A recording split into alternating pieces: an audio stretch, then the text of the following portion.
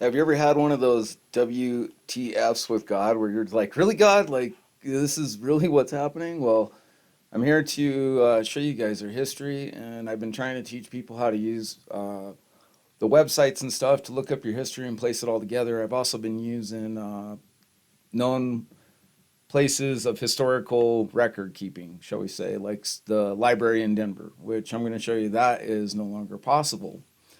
So I'm going to show you the video that I was going to make with this and take all of it and show you all the links and everything was this doghouse right here. Now, this doghouse is on the Salida, um, Denver Rio Grande Railroad that they had at the time in Salida. And if you come down here, you can see the three chimneys. You can see the doors and windows are matching up, but there's no doghouse here.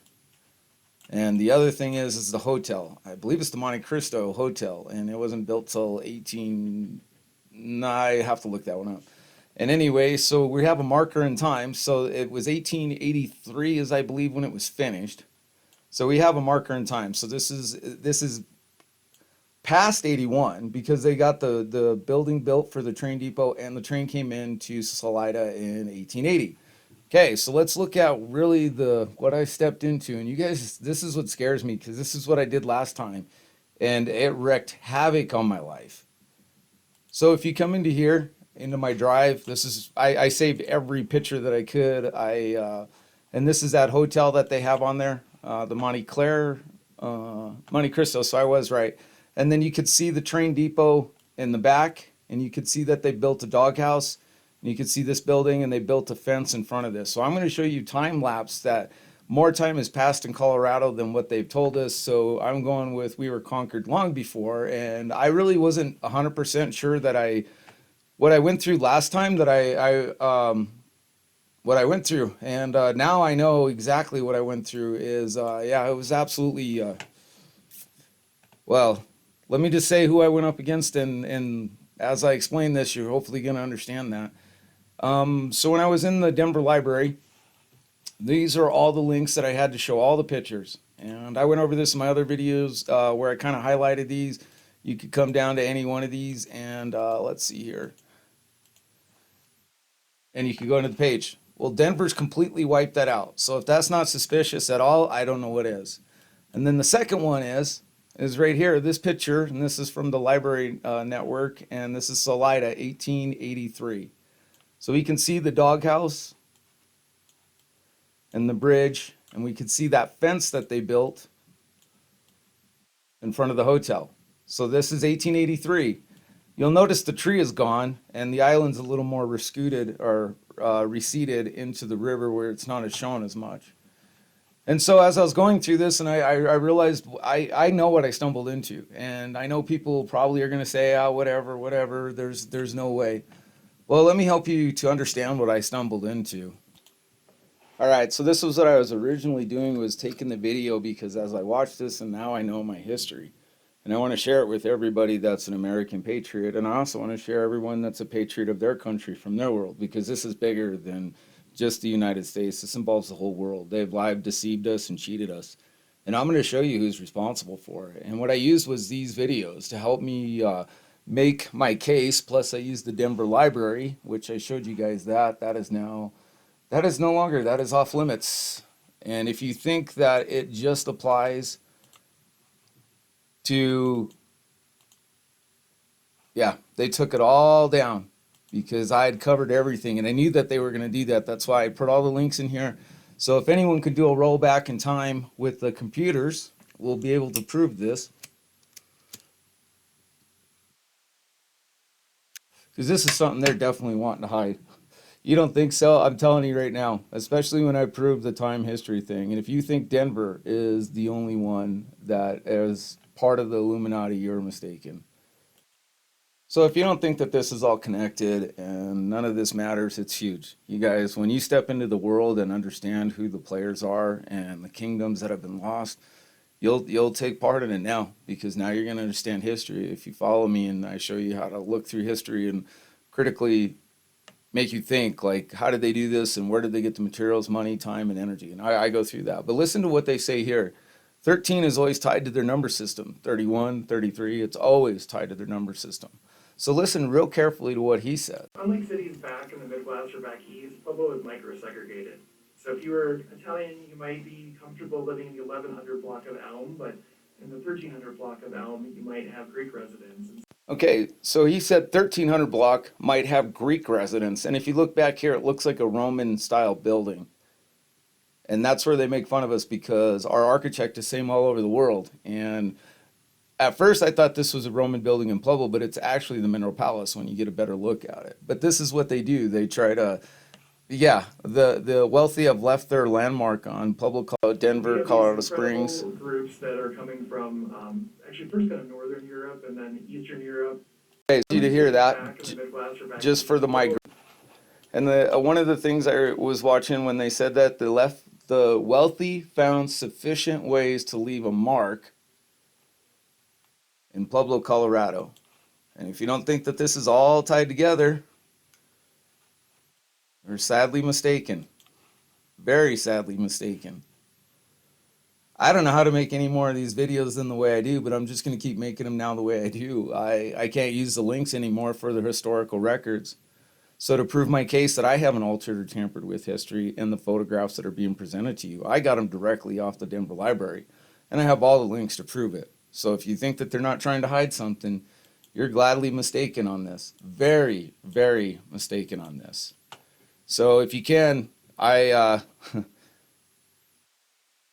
just if I stop making videos, you know, you know. So yeah, I mean, when you understand what's really been presented in Colorado and this, it's absolutely astonishing. And I could tell you right now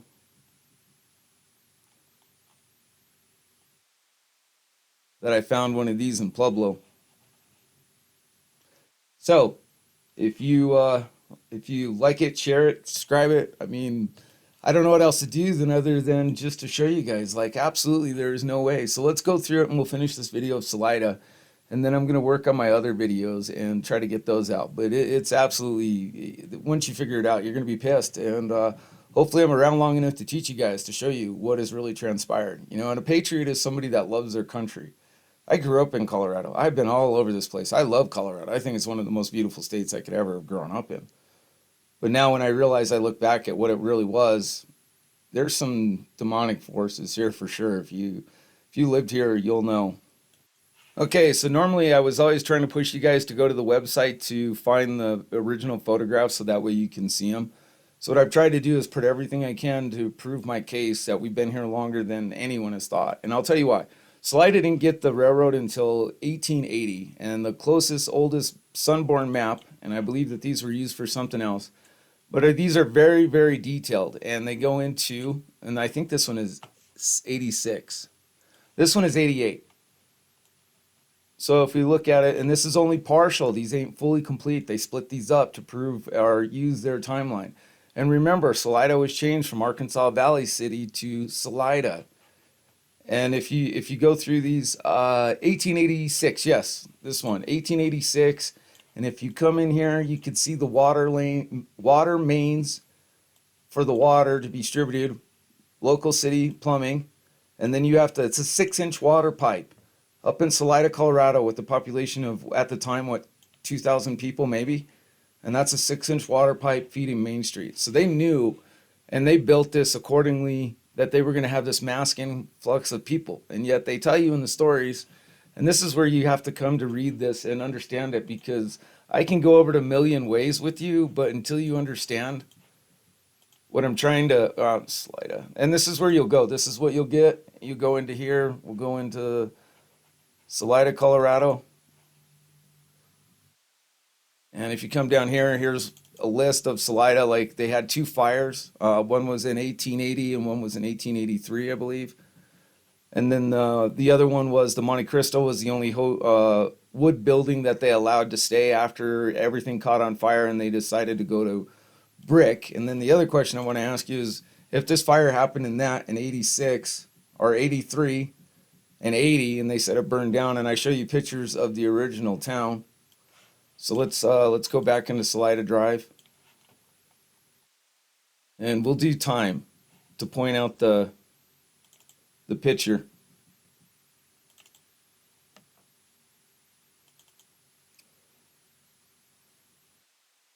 Okay, so you can see no doghouse. This one is before 83.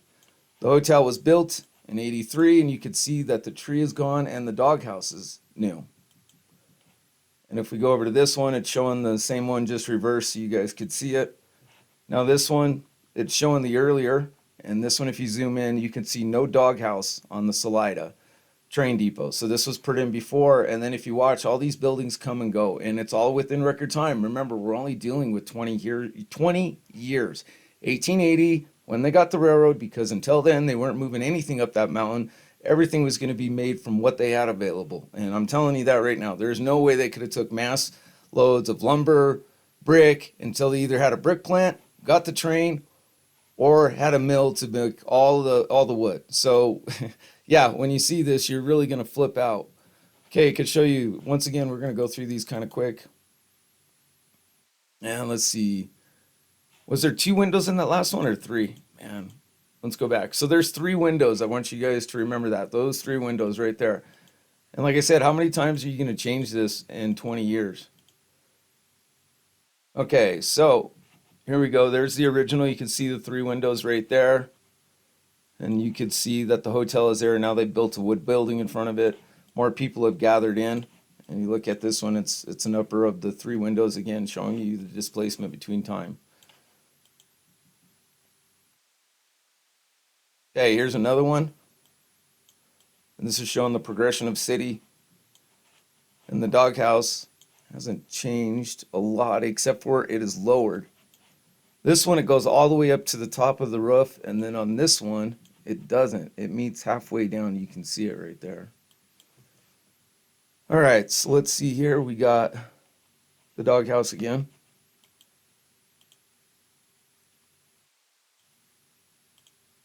Oh, there we go. There was one. Okay, so here's another picture, and we still ain't even to 1890, and you can see that they changed this doghouse already.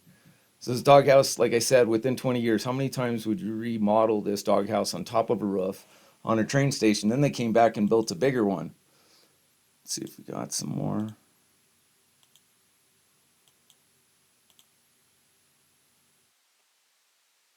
There, once again, there's another remodel of the top of the doghouse.